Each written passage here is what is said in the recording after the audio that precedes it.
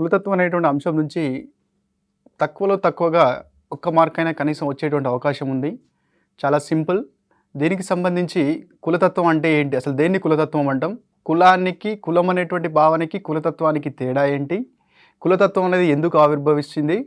కులతత్వం ఏ రూపాల్లో మనకి సమాజంలో ప్రస్ఫుటమవుతుంది? ఏన్షియంట్ పీరియడ్‌లో అంటే స్వతంత్రం రాకముందు ఈ మోడర్నైజేషన్, లిబరలైజేషన్, గ్లోబలైజేషన్, ప్రైవేటైజేషన్ రాకముందు కులతత్వం ఎలాంటి ధోరణులు కలిగి ఉండేది? ప్రస్తుత కాలంలో కులతత్వం ఎలాంటి ధోరణులు కలిగి ఉంది? కులతత్వం అనేటువంటి ఆలోచన ధోరణిలో ఎలాంటి మార్పు మనకి వస్తూ ఉంది? సో దాంతోపాటు కులతత్వాన్ని ప్రదర్శించడం వల్ల సమాజంలో ఎలాంటి దుష్పరిణామాలు సంభవిస్తూ ఉన్నాయి? అలాంటి దుష్పరిణామాలు లేదా అలాంటి దాడులు, అన్రెస్ట్‌కి సంబంధించి కొన్ని ఎగ్జాంపుల్స్ ఎక్కడెక్కడ జరిగినాయి? కంచికచర్ల కోటేశ్వర కావచ్చు, కారంచేడు సంఘటన కావచ్చు, చుండూరు సంఘటన కావచ్చు, పూలందేవి సంఘటన కావచ్చు, రణబీర్ సేన కావచ్చు. సో ఫరీదాబాద్లో శిశువులని అది సజీవ దహనానికి సంబంధించినటువంటి సంఘటన కావచ్చు, పరువు హత్యలు కావచ్చు. సో ఇలాంటివి ఎక్కడెక్కడ జరిగినాయి కొంచెం ఆ డేట్ కూడా గుర్తుపెట్టుకోవాలి.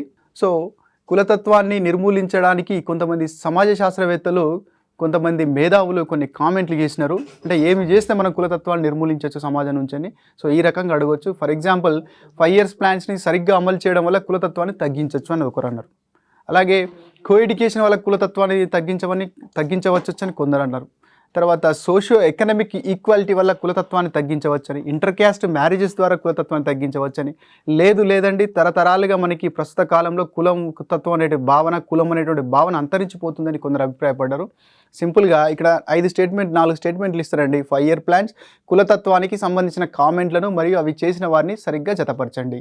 5 year plans, co education, inter caste marriages, socio economic equality. తర్వాత ఇక్కడ ఎంఎన్ శ్రీనివాస్, ఐరావతి కార్వే, యోగేష్ అండ్ లక్ష్మణ. ఇక్కడ 4 ఇచ్చినప్పుడు ఈ 4ంటిని ఎవరు ఏ కామెంట్ అన్నారో మనం యాడ్ చేయాల్సి అంటే కలపాల్సిన అవసరం ఉంటుంది. సో కాబట్టి చుండూరు సంఘటన ఏ సంవత్సరంలో జరిగింది? కంచికచర్ల కోటేశు సంఘటన ఏ సంవత్సరంలో జరిగింది? పూలందేవి ఏ కులస్తులపై కులపరమైనటువంటి దాడులను చేసింది? సో ఈ క్రింది వల్ల కులతత్వానికి దోహదపడే అంశమేది? ఈ క్రింది వల్ల కులతత్వానికి దోహదపడని అంశమేంది? కులతత్వం అనగా అని 4 స్టేట్మెంట్లు ఇస్తాడు. ఫర్ ఎగ్జాంపుల్ కులతత్వం అనగా 1, తన కులంపై విపరీతమైనటువంటి అభిమానాన్ని కలిగి ఉండడం. 2, తన కులంపై అభిమానాన్ని కలిగి ఉండడంతో పాటు ఇతర కులాల వారిని ద్వేషించడం. 3, సమాజంలో రకరకాల వనరుల మీద, ఆదాయం మీద, అధికారం మీద పెత్తనాన్ని చెలాయించేటువంటి ప్రయత్నం చేయడం. 4, ప్రాబల్య కులం అనేటువంటి భావనని ముందుకు తీసుకెళ్తూ సమాజంలో కులపరమైన పెత్తనాన్ని, అన్ని కులాల మీద పెత్తనాన్ని చెలాయించేటువంటి ధోరణిని ప్రదర్శించడం. సో ఈ రకంగా చూసుకుంటే మనకి 2, 3, 4 ఈ 3 ఆప్షన్లు కరెక్ట్ అవుతాయి. మొదటి ఆప్షన్ సగమే కరెక్ట్ ఉంటుంది. ఇక కులతత్వం అంటే తన కులం మీద సొంత అభిమానాన్ని కలిగి ఉండడంతో పాటు ఇతర కులాల మీద కూడా ద్వేషాన్ని కలిగి ఉండడం. కులతత్వం అంటే నా కులమే గొప్పది, నా కులమే ప్రతిష్ట కలది, నా కులానికి ఎక్కువ రిజర్వేషన్లు ఉండాలి, నా కులానికి అవకాశాలు రావాలి, సో రాజకీయాల్లో మాకు ఎక్కువ అవకాశాలు రావాలి, మాకు ప్రయోజనాలు కల్పిస్తేనే ఓటేస్తాం, మా కార్పొరేషన్ పెడితేనే ఓటేస్తాం. సో అనేటువంటి అంటే కులంలో ఉన్నటువంటి సభ్యులందరి బాగు కోసం పనిచేస్తూ దానికి రాజకీయాలని లింకప్ చేయడం అనే దాంట్లో మనకి కులతత్వం ప్రస్ఫుటంగా అవపడుతుంది. మనకి రజనీష్ కొఠారి అనేటువంటి శాస్త్రవేత్త క్యాస్ట్ ఇన్ ఇండియన్ పాలిటిక్స్ అనేటువంటి గ్రంథంలో, Rajneesh Kothari caste in Indian politics అనేటువంటి గ్రంథంలో కులము ప్లస్ రాజకీయము కలిసి కులతత్వంగా మారుతుంది అని అభిప్రాయపడ్డది.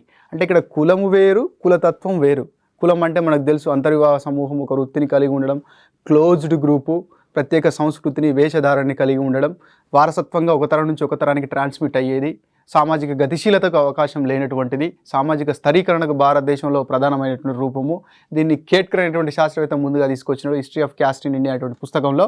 సో అది వర్ణ వ్యవస్థ నుంచి వచ్చిందని కొందరు, జాతి వ్యవస్థ నుంచి వచ్చిందని కొందరు, సంస్కారం నుంచి వచ్చిందని కొందరు రకరకాలుగా చెప్పినారు.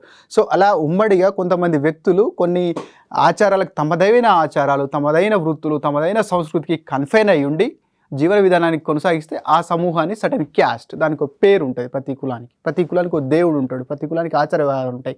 ఇక్కడ వచ్చిన చిక్కాలు ఏంటంటే మా దేవుడు గొప్ప, మా తుడుం దెబ్బ గొప్ప, మా డోల్ దెబ్బ గొప్ప, మా నంగార బేరు గొప్ప, లేకపోతే మా ఉత్సవాలు గొప్ప, లేకపోతే మా ఆచారాలు గొప్ప, మాకు సరైన అవకాశాలు రావట్లేదు, వేరే కులం వాళ్ళు మమ్మల్ని తొక్కేస్తున్నారు అనే అభద్రతా భావం, లేదా సమాజంలో రాజకీయాల్లో అవకాశాలు ఎక్కువగా ఆర్థికపరమైనటువంటి అంశాల మీద ఎక్కువగా అంటే వాటిని ఎక్కువగా అందిపుచ్చుకోవడం కోసము ఇతర కులాలను తొక్కేసేటువంటి ప్రయత్నము.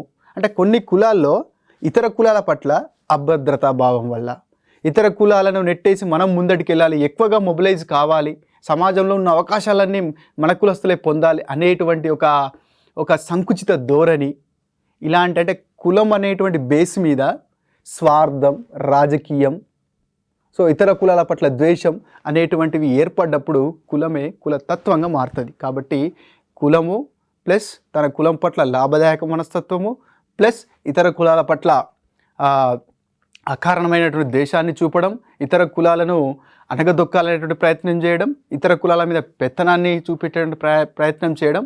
సో దీన్ని మనం క్యాస్టిజంగా మనం చెప్పుకుంటాము. సో ఫణిక్కర్ అనేటువంటి సామాజిక శాస్త్రవేత్త కుల లాభదాయానికి పాటుపడేటువంటి మనస్తత్వాన్నే కులతత్వం అన్నాడు. అడగచ్చు, ఈ క్రింది వారిలో కుల లాభదాయానికి పాల్పడేటువంటి మనస్తత్వాన్ని లేదా ఐడియాలజీని, భావజాలాన్ని కులతత్వము అని పేర్కొన్నది ఎవరు? ఫణిక్కర్, సుశీల్ చంద్ర, రామహుజా, మకైవర్ అంటాడు. కాబట్టి ఈ స్టేట్మెంట్ గుర్తుపెట్టుకోండి. కుల లాభదాయానికి పాల్పడేటువంటి మనస్తత్వాన్నే మనం కులతత్వం అని ఫణిక్కర్ పేర్కొన్నాడు. అలాగే సుశీల్ చంద్ర అనేటువంటి శాస్త్రవేత్త గుడ్డిగా సమూహ విధేయతను పాటిస్తూ తన కులం పట్ల అభిమానాన్ని కలిగి ఉంటూ ఇతర కులాల పట్ల అకారణమైన ద్వేషాన్ని కలిగి ఉంటూ ప్రవర్తించేటువంటి ధోరణినే కులతత్వం అని చెప్పినాడు. సో ఈయన ఇంకో మాట ఏం చెప్తాడంటే, చాతుర్వర్ణ వ్యవస్థ, తన కులం పట్ల అభిమానం, ఇతర కులాల పట్ల ద్వేషము, గుడ్డిగా సమూహ విధేయతని అనుకరించడం. అంటే తన సమూహానికి మంచి జరుగుతుందా లేదా అది మాత్రం ఆలోచిస్తాడు. అంటే తన సమూహానికి, తన కుల సమూహానికి మంచి చేసేటువంటి ప్రయత్నంలో సమాజంలో ఉన్నటువంటి ఇతర కులాలకి ఏమైనా హాని జరుగుతుందా అనేది ఆయన పట్టించుకోడు. అంటే social equality, social justice, fraternity, so ఇవన్నీ యూనివర్సల్ వాల్యూస్, సోదర భావము, సమానత్వము, సామాజిక న్యాయము. సో ఇవన్నిటి పక్కన పెట్టి, లేదు మాకే 20% రిజర్వేషన్లు కావాలని, లేకపోతే పలానా కార్పొరేషన్లు అక్కడ మా జనాభా ఎక్కువ ఉంది, మాకు కార్పొరేషన్లు కావాలని, మాకు సీట్లు ఇన్ని కావాలని, లేదా మాకు బడ్జెట్లో మా క్యాస్ట్కి సపరేట్గా బడ్జెట్ పెట్టమని. సో అంటే తన కులము లాభదాయం పొందడం కోసం, తన కులము విధేయత కోసం, తన కులము అభివృద్ధి చెందించడం కోసం ఇతర కులాలకు సంబంధించిన ఇంట్రెస్ట్ను పట్టించుకోకుండా గుడ్డిగా తన కులానికి సంబంధించినటువంటి సమూహ విధేయతను పాటించడమే కులతత్వం అని సుశీల్ చంద్ర అభిప్రాయపడడం జరిగింది. సో ఇక్కడ ఏంటంటే ఒక రెండు యాంగిల్లో మనం చూడొచ్చు. ఒకటి, తన కులం పట్ల అభిమానం, ఇతర కులం పట్ల ద్వేషం, సమాజంలో ప్రాతినిధ్యం కోసం ఇతర కులాల కంటే అధికంగా ప్రాతినిధ్యం పొందేటువంటి ప్రయత్నము. సో దాంతో పాటుగా కొన్ని సందర్భాల్లో, కొన్ని వర్గాల్లో ముఖ్యంగా హక్కుల ఉల్లంఘన జరిగినప్పుడు, సో కొన్ని అవమానకరమైనటువంటి సంఘటనలు జరిగినప్పుడు ఈ క్యాస్ట్ కన్సాలిడేషన్ అనేది అధికంగా అవపడుతుంది. ఫర్ ఎగ్జాంపుల్, ఎక్స్ అనేటువంటి క్యాస్ట్ ఉందండి. ఆ ఎక్స్ అనేటువంటి క్యాస్ట్ సభ్యుడి మీద ఒక అట్రాసిటీ జరిగింది, ఒక ఇన్హ్యూమన్ యాక్టివిటీ జరిగింది.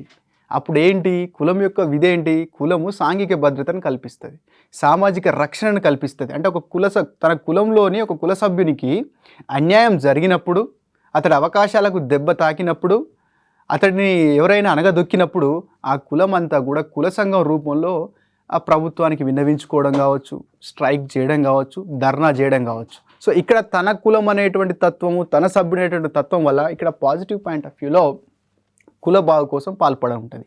ఎట్ ద సేమ్ టైం రెండు కులాల మధ్య జరిగే సంఘర్షణ, తన కులం బాగుపడడం కోసం ఇతర కులాల వాళ్ళని అనగదొక్కడం, ఇతర కులాల మీద పెత్తనం చేయడం. కాబట్టి కులతత్వాన్ని మనం ఈ రకంగా అర్థం చేసుకోవాలి. ఈ కులతత్వం అనేది కులం ఉన్నప్పటి నుంచి కూడా కులతత్వం ఉన్నది.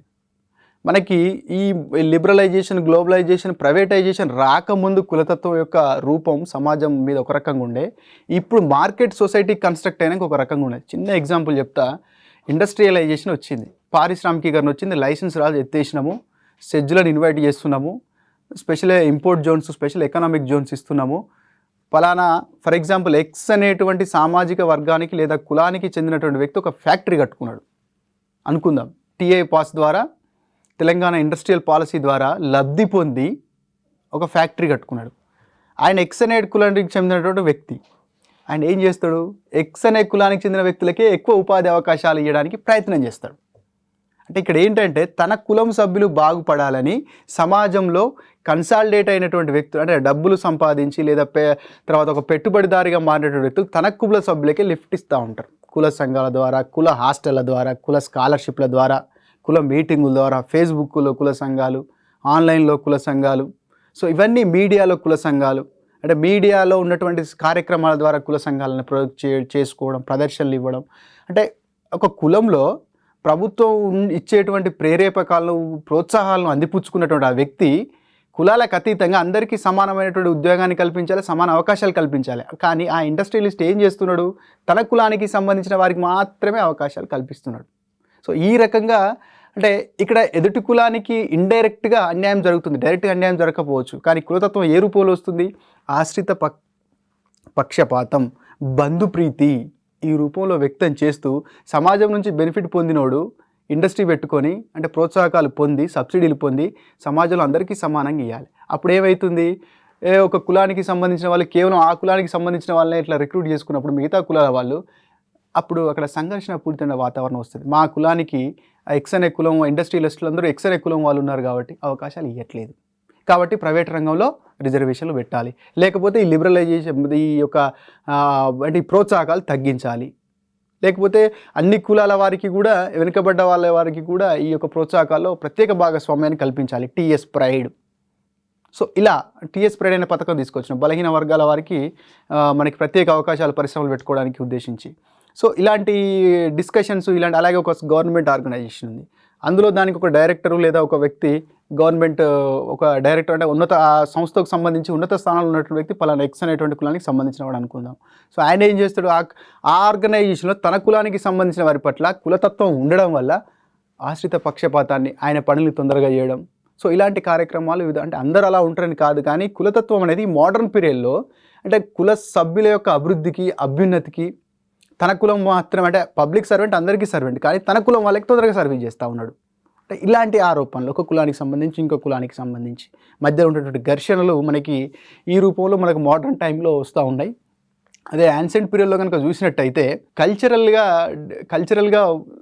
కులతత్వాన్ని ప్రదర్శించడం, తర్వాత సామాజిక పరమైనటువంటి కులతత్వాన్ని ప్రదర్శించడం, వృత్తిపరమైనటువంటి కులతత్వాన్ని ప్రదర్శించడం, అంటరానితనాన్ని ఉమ్మడిగా ప్రదర్శించడం, ఎక్కువ అంటే కల్చరల్, సోషల్ ప్రాక్టీసెస్, ట్రెడిషన్కి పరిమితమైంది యాన్సెంట్ పీరియడ్లో.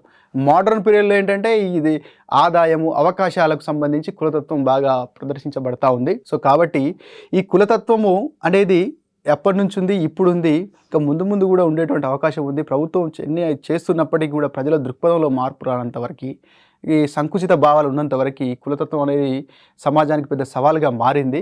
ఈ కులతత్వానికి దోహదపడినటువంటి అంశాలు మనం ప్రధానంగా చూసుకున్నట్టయితే క్వశ్చన్ అడగచ్చు, ఈ క్రింది వాళ్ళ కులతత్వానికి దారి తీసినటువంటి అంశాలని గుర్తించండి, ఈ క్రింది వాళ్ళ కులతత్వానికి దారి తీయని అంశాన్ని గుర్తించండి. కుల ప్రతిష్టత మరియు కుల అంతర్వివాహము లాంటి భావనల వల్ల, ఆచరణల వల్ల కులతత్వము రోజు రోజుకి బలపడుతుంది. స్టేట్మెంట్ 1. రెండవ స్టేట్మెంటు, అంతర్వివాహాలను ఛేదిస్తూ కులాంతర వివాహాలను ప్రోత్సహించినప్పుడు కులతత్వాన్ని తగ్గించవచ్చు. ఇది సెకండ్ స్టేట్మెంట్. ఇది చూసినప్పుడు మనకు మొదటి స్టేట్మెంట్ కరెక్టే, కుల ప్రతిష్ట అంటే నా కులం గొప్పది, తర్వాత అంతర్వివాహాన్ని పాటించాలి, అంటే ఏ కులం సభ్యులు ఆ కులం వాళ్ళే పెళ్లి చేసుకోవాలి, అందువల్ల కులతత్వం సజీవంగా ఉంటూ ముందు తరాలకు వెళ్తుంది, అది ఫ్యాక్ట్. అది రెండోది ఏంటి, కులాంతర వివాహాలు అంటే వేరువేరు కులాల సభ్యులకు మధ్య, వేరువేరు కులాలకు చెందిన వ్యక్తుల మధ్య వివాహం జరిపించినప్పుడు కులతత్వం తగ్గేటువంటి అవకాశం ఉంది. ఇక్కడ అర్థం ఏంటి, ఫస్ట్ స్టేట్మెంట్ కరెక్టే, రెండో స్టేట్మెంట్ కరెక్టే. ఫస్ట్ స్టేట్మెంట్లో చూసుకున్నప్పుడు అంతర్వివాహాల వల్ల కులతత్వం బలపడిపోతుంది, ముందు తరాలకు అందించబడుతుంది, కానీ కులాంతర వివాహాల వల్ల ఏమవుతుంది, కులతత్వం అనేది తగ్గుతుంది. కాబట్టి ఫస్ట్ స్టేట్మెంట్ కరెక్టు, రెండో స్టేట్మెంట్ కరెక్టు, అలాగే రెండవ స్టేట్మెంటు మొదటి స్టేట్మెంట్ కొనసాగింపు లేదా సరైన వివరణ. ఈ పాయింట్ ఆఫ్ వ్యూలో క్వశ్చన్ అడిగినప్పుడు, స్టేట్మెంట్స్ ఇచ్చినప్పుడు మీరు ఆన్సర్ని గుర్తించాల్సి ఉంటుంది. అయితే భారతీయ సమాజంలో రోజు రోజుకి పెరుగుతున్నటువంటి కులతత్వం, రోజు రోజుకి రూపం మార్చుకున్నటువంటి కులతత్వానికి గల కారణాలు ఏంటంటే, ముఖ్యంగా మనకు కుల వ్యవస్థ గురించి స్టడీ చేసినప్పుడు చెప్పినాము, ప్రతి కులం కూడా ఒక ప్రత్యేకతను కలిగి ఉంటుంది, అంటే సాంస్కృతికంగా, వృత్తిపరంగా. అలాగే ప్రతి కులానికి, హిందువులందరికీ ఒక దేవుడు, బాలాజీ, తిరుపతి బాలాజీ అందరి హిందువులకు దేవుడు, మళ్ళీ ఇంటికి వచ్చిన తర్వాత యాదవులకు ఒక దేవుడు, రెడ్డిలకు ఒక దేవుడు, వైశ్యాస్కి ఒక దేవుడు, అలాగే రెడ్డిలకు ఒక పండుగ, వైశ్యాస్కి ఒక పండుగ, బ్రాహ్మణ్స్కి ఒక పండుగ. ప్రతి కులం తనకంటూ ఆ కులం అనేటువంటి భావనని బాగా పిల్లల్లో సామాజికరణ ద్వారా ఇంజెక్ట్ చేస్తూ ఉంది. ఎట్లా ఇంజెక్ట్ చేస్తూ ఉంది? తమ యొక్క ఆశ్రిత కులాలను పిలిపించి తమ కుల పురాణాలు చెప్పిస్తుంది. అలాగే తమ కులం యొక్క గొప్పతనాన్ని చిన్నపిల్లలకు చెప్తా ఉంది. దాని ద్వారా ఏమవుతుంది? మా కులం ఇది, మా గొప్పతనం ఇది అనేటువంటి భావన చిన్నపిల్లల్లోనే ఈ ఒక జనరేషన్ నుంచి ఒక జనరేషన్కి వెళ్తూ ఉంది. కుల దేవుళ్ళు, తర్వాత ప్రతి కులానికి ఒక కుల సంఘాలు ఉండి, ఆ కుల సంఘాలు ఒక పక్కన కుల సభ్యుల యొక్క లాభదాయానికి పాల్పడుతూ మరో పక్కన సంకుచిత రాజకీయాలు చేసేటువంటి సందర్భాలు రావడం, కుల ఉత్సవాలు, కుల సంస్కృతులు, ప్రత్యేక కులానికి చెందిన దేవుళ్ళు, అంటే ఈ సింబాలిక్గా కులాన్ని ఎక్స్ప్రెస్ చేయడం. సింబాలిక్గా అంటే ఈ తుడుం దెబ్బ అని, నంగారా బేరి అని, డోల్ దెబ్బ అని, తర్వాత పేరు చివర రావు అని, రెడ్డి అని, శెట్టి అని, గుప్తా అని, గౌడ్ అని. అంటే ఇక్కడ what is your intention to, నీకు ఆ పేరు, నీ పేరు చివర ఈ పేరు పెట్టుకోవడానికి గల నీ ఇంటెన్షన్ ఏంది? నేను పలానా క్యాస్ట్కి సంబంధించిన వాడిని ఎక్స్ప్రెస్ చేయడం. So it is a indication of the casteism. So ఇలాంటివి ఎందుకు అని పెట్టుకున్నాము అంటే అది గౌరవంగా మన ప్రతి కుల సభ్యుడు తన కులాన్ని సూచించేటువంటి పదాన్ని చివరిగా పెట్టుకోవడానికి తన యొక్క అంటే గర్వంగా భావిస్తాడు. సో ఇలాంటి అంటే తన కులం గొప్పది, తనకు వచ్చేటువంటి సర్నేమ్ గొప్పది అనేటువంటి భావనలతోటి ఈ కులతత్వం వెళ్తుంటే కుల ప్రతిష్టలు, అంతర్వివాహము, ఈ వీటితో పాటుగా ఈ నగరీకరణ, పారిశ్రామికీకరణ వల్ల దురదృష్టవశాత్తు ఏం జరగాలి అంటే యాక్చువల్గా పారిశ్రామికీకరణ, నగరీకరణ వచ్చేప్పుడు ఏమవుతుంది? వృత్తుల్లో వైవిధ్యం ఏర్పడుతుంది. దాంతోపాటు ఈ కులానికి సంబంధం లేనటువంటి వృత్తులు ఏర్పడతాయి. అంటే కుల ఆధారిత వృత్తులు కాదు అవి, నైపుణ్యం ఆధారిత, విద్య ఆధారిత వృత్తులు ఏర్పడతాయి. జజమాని సిస్టమ్ బలహీనమవుతుంది. అంటే సాంప్రదాయ వృత్తుల్ని పాటిస్తూ సేవల మధ్య, గ్రామీణ ప్రాంతాల్లో వివిధ కులాల మధ్య ఉండేటువంటి సేవల వినిమయం, బార్టర్ మెథడ్నే మనం జజమాని సిస్టమ్ అంటాం. జజమాని సిస్టంలో ఎక్స్ అనేటువంటి క్యాస్ట్లో పుట్టినవాడు ఎక్స్ అనేటువంటి వృత్తినే చేపట్టాలి. వేరే వృత్తి చేపడతానే చేయించుకోడు. ఇప్పుడు కుండలు చేసి ఆయనతో కటింగ్ చేయించుకోమని చేయించుకోడు. కటింగ్ చేసేట ఆయన కుండలు చేస్తే తీసుకోడు. అలాగే నేరేడు కాలం నీళ్ళు అంటే కాకతీయుల కాలంలో చెరువులు తవ్వించినప్పుడు ఒక సామాజిక వర్గం స్టార్ట్ అయింది. అదేంటంటే ప్రతి పొలానికి నీరు అందించేటువంటి వ్యవస్థ సరిగా చూసేందుకు నేరేడుగాడు వ్యవస్థ అంటాం, నేరేడు వ్యవస్థ అంటాం. సో వాళ్ళు నేరేడుగాడు వ్యవస్థ నేరేడు వ్యవస్థ చేయాలి, ఇంకో వాళ్ళు అందులో ఏలు పెట్టడానికి వీల్లేదు. సో అంటే ఇక్కడ ఈ సిస్టంలో అంటే కుల వృత్తులు ఉన్నప్పుడు, జజమాని సిస్టమ్ ఉన్నప్పుడు ఆ కులానికి పరిమితమైన సోషల్ మొబిలిటీ లేదు. అంటే తరతరాలుగా ఒకటే వృత్తి చేసుకుంటూ వచ్చినాం. జజమాని సిస్టంలో యజమాని ఇచ్చిన దయాదాక్షిణ్యం బతుకుతూ వచ్చినాము. సో ఇక్కడ కామెను వీడు సేవకుడికి లాగా మాత్రమే ఉన్నాడు, కానీ తన సేవలకి డిమాండ్ చేసుకునేటువంటి పరిస్థితి లేదు. అయితే ఈ నగరీకరణ వచ్చినప్పుడు ఏమైంది? నువ్వు వడ్రంగిగా, కమ్మరిగా, కుమ్మరిగా, చాకలిగా, మంగలిగా, నీకు ఎవరైనా ఏ కులమైనా పర్లేదు, అందరూ సూపరింటెండెంట్లే, అందరూ క్లర్కులే, అందరూ అటెండర్లే, లేకపోతే అందరూ మేనేజర్లే. ఇక్కడ క్యాస్ట్ బేస్డ్ కాదు.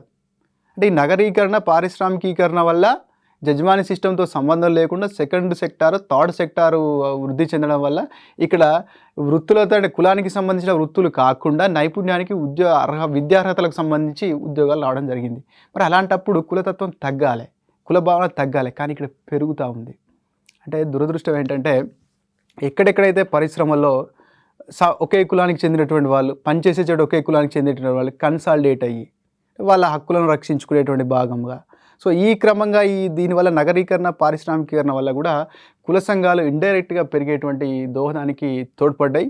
సో దాంతోపాటు ఈ టెక్నాలజీ డెవలప్ అయిన తర్వాత ఫేస్బుక్లు, వాట్సాప్లు, తర్వాత ఈ మీడియా ఇవన్నీ వచ్చిన తర్వాత ఏమైందంటే ఫేస్బుక్లో కులానికి సంబంధించిన ఒక గ్రూపు, సో ఆర్యవైశ్య సేన అని, రెడ్డి యువసేన అని, రావు యువసేన అని, సో యాదవ యువసేన అని, సో ఇలాంటి ఒక దృక్పథాలు. అంటే ఒకప్పుడు ఏంటి, ఒక కులంలో ఉన్న ఒక గ్రామంలో ఉన్న ప్రజలు కులాలు కంటే ఆ గ్రామానికి చెందినటువంటి కుల సభ్యులందరూ కూడా ఒక యూనిటీని ప్రదర్శించేవాళ్ళు. ఇప్పుడు ఏమైంది, ప్రపంచంలో ఎక్కడ ఉన్నా కానీ మీడియా ద్వారా ఒక్క కుల సభ్యులందరూ కనెక్ట్ అవుతున్నారు. తద్వారా కులతత్వం అనేది విపరీతంగా పెరుగుతుంది. ఈ పాలిటిక్స్ వచ్చిన తర్వాత, ముఖ్యంగా గ్రామీణ ప్రాంతాల్లో ఈ స్థానిక సంస్థలకు ఎన్నికలు అనేటువంటి కాన్సెప్ట్ వచ్చిన తర్వాత ఆ గ్రామంలో ఎవరికి ఏ కులానికి ఎక్కువ ఓట్లు ఉంటే వాళ్ళది నడుస్తాడు పెత్తనం. ఫర్ ఎగ్జాంపుల్ ఈ రొటేషన్ పద్ధతిలో ఒక క్యాస్ట్లో మెజారిటీ ఓట్లేమో ఎక్స్ అనే కులానికి ఉన్నాయి, కానీ సర్పంచ్ రిజర్వేషన్ సీటు మాత్రం వై అనే కులానికి వచ్చింది. సో అప్పుడు ఏంటి పరిస్థితి అంటే ఇక్కడ ఏ కులం వాళ్ళకి ఎక్కువ ఓట్లు ఉంటే వాళ్ళు చెప్పిన వాళ్ళే అక్కడ ప్రెసిడెంట్ అవుతారు, వాళ్ళు ఓటేసిన వారే వార్డు మెంబర్స్ అవుతారు, వాళ్ళు ఓటేసిన వారే కౌన్సిలర్స్ అవుతారు. సో ఈ స్థానిక సంస్థల్లో ఓట్లను కొల్లగొట్టడానికి కోసం అంటే ఆ కులం వాళ్ళందరూ కలిసి ఉమ్మడిగా ఈయన కోటేద్దాం, ఆయన కోటేద్దాం, మనకి ప్రయోజనాలు చేకూరుస్తాడు. సో ఈ కాన్సెప్ట్ బాగా పెరిగింది. కుల సంఘాలు మనకు అబ్వియస్గా కుల సంఘాలు కుల సభ్యులకి వ్యక్తిగత భద్రతని వ్యక్తిగత భద్రతని, సామాజిక రక్షణని, స్కాలర్షిప్లను, హాస్టళ్లను, సో ఈ రకంగా మనకి కుల సంఘాలు కుల సభ్యుల అభ్యున్నతికి పాటుపడతాయి. ఎట్ ద సేమ్ టైం ఈ కులతత్వం అనేది ప్రస్తుత కాలంలో కుల సంఘాల ద్వారా ఎక్కువగా వ్యక్తమవుతూ ఉంది. అంటే కుల సంఘాలు ప్రారంభమైనప్పుడు తన కుల సభ్యుల యొక్క సంక్షేమం కోసం పాల్పడే ఉద్దేశంతో తయారైనాయి. కానీ తర్వాత అది పోను పోను పోను ఏమైందంటే కుల సభ్యుల మధ్య పోటీ, కుల సంఘాలు కూడా 2-3 కుల సంఘాలు ఏర్పడడం, కుల సంఘాల మధ్య పోటీ, దాంతో ఏంటంటే ప్రభుత్వంతో ఎక్కువ బార్గెన్ చేయడం, ఉద్యమాలు చేయడం, సరైన వాటా రావాలనడం. సో ఇలాంటి కారణాల వల్ల కుల సంఘాలు మీటింగ్స్ పెట్టడం, సో ఈ మీటింగ్స్ పెట్టి కులానికి సంబంధించిన భావనను ఎక్కువగా ప్రోత్సహించడం. సో ఈ కారణాల వల్ల కుల సంఘాలు కూడా కులతత్వాన్ని పెంచడానికి కొంచెం ఒక రకంగా దోహదపడుతున్నవి. అలాగే ఓట్ బ్యాంక్ పాలిటిక్స్, బుజ్జగింపు రాజకీయాలు, ఈ ఆచరణ సాధ్యం కానటువంటి వాగ్దానాలు, 50% కంటే రిజర్వేషన్ లేదని చెప్తే సుప్రీంకోర్టు చెప్పింది. మళ్ళీ ఇంకా నువ్వు దేని ప్రాతిపదికన నువ్వు రిజర్వేషన్లు ఇస్తా అంటున్నావు ప్రతి కులానికి? సో ఇలాంటి కారణాల వల్ల ఏంటంటే ఓటు బ్యాంకు ఎలక్షన్ల ముందు కాబట్టి ఓట్లు కొల్లగొట్టాలనే ఉద్దేశంతో ఆతృతతో చెప్పేస్తావు. సో ఒక్కొక్క కులంలో తన కులం పట్ల అమితమైన ప్రేమను కలిగి ఉండి మిగతా కులాల పట్ల ద్వేషాన్ని కలిగి ఉండడం వల్ల సమాజంలో చాలా కాన్సిక్వెన్సెస్ వస్తూ ఉన్నాయి. ఫర్ ఎగ్జాంపుల్, ఒక 1000 మంది పనిచేసేటువంటి కంపెనీ ఉంది. ఆ 1000 మంది పనిచేసేటువంటి కంపెనీలో 10 కులాలుగా 10 గ్రూపులు విడిపోయినారు. ఇక్కడ ఫ్యాటర్నిటీ ఎక్కడిది? అందరు కలిసి పనిచేయడం ఎక్కడిది? ఒక కులానికి సంబంధించిన వాడు ఆ కంపెనీకి బాస్ అయితే ఇంకో కులం రెసిస్ట్ చేయడం, ఇంకో కులానికి సంబంధించిన వాడు బాస్ అయితే ఇంకో కులం రెసిస్ట్ చేయడం. సో అంటే ఇక్కడ డిజార్గనైజేషన్ అనేది స్టార్ట్ అవుతుంది. అంటే కలిసి టీం వర్క్ అనేది దెబ్బతింటుంది. అంటే లోపల అంటే పైకి అందరూ బాగానే ఉంటారు, కానీ లోపల మనకి ఏంటంటే నాన్ కోఆపరేషన్ ఇట్లాంటివి మనకు వ్యక్తమవుతూ ఉంటాయి. బేసిక్గా సొసైటీ మీద కులతత్వం వల్ల ఏంటంటే అన్టచబిలిటీ బాగా, క్యాస్ట్ కాన్ఫ్లిక్ట్స్ ఎక్కువగా ఉండడం, సోషల్ అన్రెస్ట్ ఉండడం, తర్వాత నేరో థింకింగ్, సంకుచితమైనటువంటి ఆలోచన ధోరణి ఉండడం, అవినీతి, ఆశ్రిత పక్షపాతం అంటే తన కుల సభ్యులకే మెయిల్ చేయడం. ఈ పబ్లిక్ సర్వెంట్గా he has to serve all caste and creeds, but ఈయన ఎక్స్ అనే క్యాస్ట్కి సంబంధించినటువంటి వ్యక్తి కావడం వల్ల ఆయన కుల సభ్యులకే చేయడం. ఈ పొలిటికల్ పొల్యూషను, రాజకీయ కాలుష్యం రావడం, ఈ అభివృద్ధికి వ్యతిరేకంగా ఉండడం, తర్వాత పరువు హత్యలు. రీసెంట్ కాలంలో ఈ కులతత్వం వల్ల అత్యధికంగా పరువు హత్యలు అవుతుంది. ఈ ముఖ్యంగా ఉత్తర భారతదేశంలో హర్యానా రాష్ట్రంలో పరువు హత్యలు ఎక్కువ జరుగుతున్నాయి. అక్కడ కాప్ పంచాయతీలని ఉంటాయి, కుల పంచాయతీలు. యాక్చువల్గా కాప్ పంచాయతీలు పెట్టిన ఉద్దేశం ఏంటంటే కులతత్వాన్ని తగ్గించడం కోసం పెట్టినారు, వివిధ రకాల కులాల మధ్య ఉన్నటువంటి ఘర్షణలు తగ్గించడం కోసం పెట్టినారు. కానీ కాప్ పంచాయతీలే ఎవరైనా ఒక బాలిక కులాంతర వివాహం చేసుకున్నప్పుడు, ఇతర కులాల వారిని పెళ్లిని చేసుకున్నప్పుడు ఆ బాలికని కుటుంబం పరువు పోయిందనేటువంటి ఉద్దేశంతో చంపేసేటువంటి కార్యక్రమాలు, బాలిక లిటరల్గా చంపేటువంటి కార్యక్రమాలు, అంటే హత్య చేస్తుంది, ఎందుకోసం? పరువు పోతుందని. దాన్నే పరువు హత్యలని మనకు పాపులర్గా పిలుస్తాం. పరువు హత్యలకు ప్రధాన కారణం కాప్ పంచాయతీలు. ఎక్కువ ఉత్తర భారతదేశంలో మరీ ఎక్కువ చెప్పుకోవాలంటే హర్యానాలో జరుగుతూ ఉంది. ఇటువంటి వైలెన్స్ అనేది అధికంగా అవుతుంది. ముఖ్యంగా కాన్ఫ్లిక్ట్స్, సమాజంలో క్యాస్ట్ కాన్ఫ్లిక్ట్స్ ఒక దశలో తీవ్రమైన రూపాన్ని దాల్చి సంచలనాలకు కూడా, అంటే అసలు మనం డెమోక్రసీలో ఉన్నామా, లేకపోతే అసలు మానవుల హక్కులు ఉన్నాయా, అసలు రాజ్యాంగం ఉందా అనేటువంటి ఆలోచన వైపు కూడా తీసుకుపోయిన సందర్భాలు ఉన్నాయి. దానికి మనకి గుర్తుగా జూలై 7, 1987న కారంచేడు దుర్ఘటన. ఈ మధ్యకాలం ఇంకా కేసు ఇంకా నడుస్తూనే ఉంది సుప్రీంకోర్టులో.